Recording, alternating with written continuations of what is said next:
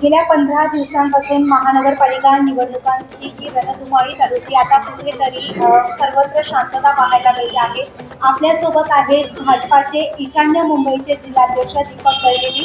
Sir, गेल्या 8 ते 10 दिवसांपासून ही रणधुमाळी चालू होती. प्रचंड तुम्ही व्यस्त होतात आणि कुठेतरी आज एकदम तुमचं शेड्यूल बदललेलं आहे. तर आजचं तुमचं शेड्यूल कसं असणार आहे आणि काय आता सध्या तुम्ही करत आहात?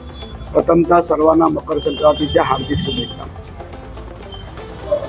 निवडणूक जाहीर झाल्यापासून प्रचाराला जी सुरुवात झालेली आहे, प्रामुख्याने मतदार राजाला जाऊन भेटणं आणि त्याच्याकडे मताचा जोगवा मागणं आणि ते करत असताना त्यांना आपण केलेलं काम, देवाभाऊंनी केलेला विकास, मोदीजींनी केलेला विकास आणि नगरसेवक म्हणून आमच्या नगरसेवकांनी केलेल्या विकासाचं त्यांना जाऊन हिशोब द्यायचा आणि विकासाला मत द्या यासाठी त्यांच्याकडे मताचा जोगवा मागायचा.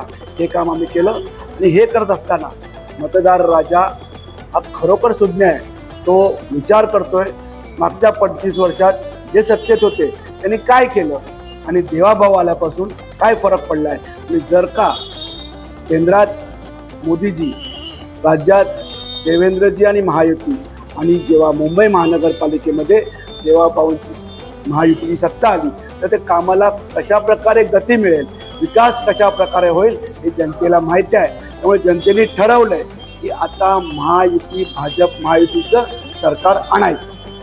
सर, आजचं शेड्यूल कसं आहे तुमचं? आजचं शेड्यूल म्हणाल तर उद्या कशा प्रकारे टेबल लागतील, आज जिथे आम्ही कमी पडलो तिथे अजून काय करण्याची आवश्यकता आहे का, तसेच उद्याच्या